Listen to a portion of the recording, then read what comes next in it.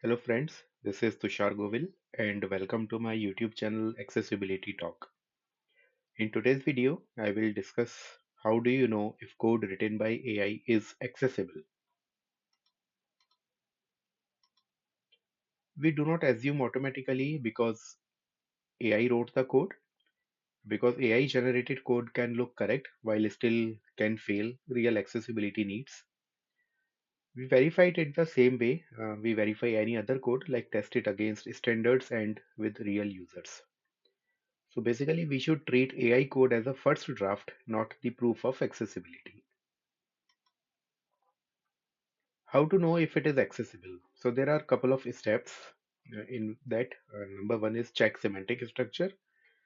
So review whether the code uses proper HTML elements like button tag for actions, A for navigation, anchor tag for navigation, label tied to inputs, and headings should be in the logical order starting from H1 to up to H6. What bad can be like clickable, div, fake buttons, missing labels, etc. Number two step will be keyboard testing. So we need to test here if everything can be used without a mouse. So to test that, tab through all the controls, all the enabled and interactive controls, visible focus indicator all the time, enter and space key activates those controls. There should be no keyboard trap and tab order should be logical. Number three step, test with screen reader. For that you can use voice over screen reader available on Mac and iPhone, NVDA and JAWS on Windows. Or you can use narrator as well on Windows. So check, are the buttons announced correctly when you are using screen reader? Form errors are understandable? Are menus usable? Do images have alt text? And if they have alt text, are the alt text meaningful? Next step, number four, run automated test. There are several automated test tools available to test the accessibility. For example, X DevTools, Lighthouse, Wave, Accessibility Insight. You can use any of the tool to run on the web page. These catch mixing labels, contrast issues, ARIA misuse, etc. So after these four steps, what we will do, we will map correct critical flows to WCAG criteria. Example, keyboard access, name role value, focus order, contrast, color contrast, error identification, resize text. To understand if the failure that we have are real WCAG failure or not. So we need to map the critical flows to the WCAG criteria.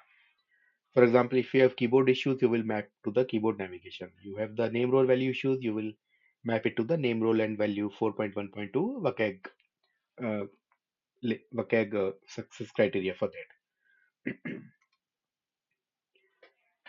We can also do manual UX review. Even if technically compliant, ask following questions. Is it confusing? Are there too many tab stops? Are there repetitive announcements? Are there any hidden controls? Like, is keyboard focus going to hidden controls? Or the screen reader is reading any hidden controls? Is there any cognitive overload? Like design is not right or there are too much clutter on the page. So we need to ask these questions as well to see if it is technically compliant, but is it still usable? Test with people with disabilities. Give the application to the real users and let them test it to see because real users often find issues tools and AI can miss. Why AI code often fails? Because AI may add unnecessary ARIA, may use wrong roles, wrong HTML roles or HTML tags. It may miss dynamic state announcements, like button is expanded or collapsed, or it may not announce that correctly. It may break keyboard behavior. It may use placeholder as a label or as a permanent persistent label. It may create inaccessible custom widgets as well. So, what can be the best process for teams who are using AI to write the code? So, AI writes, then human reviews. In the next step, you can run automated scan. then do the keyboard testing, then do screen reader testing, and then do the fixes. Here is a small example. For example, AI gives this div on click submit save. We are trying to create a save button or submit button here, and AI can give this code. So it looks fine visually, but it will not be accessible because it won't work mostly on keyboard. So better you need to change it. Use the button HTML tag, button type equal to submit, save, and close the HTML tag. So this using this HTML tag will have the inbuilt accessibility. It will work with the screen reader. It will work with keyboard only. It will be completely accessible. So this is an example how AI can give us a code and how the code should be written.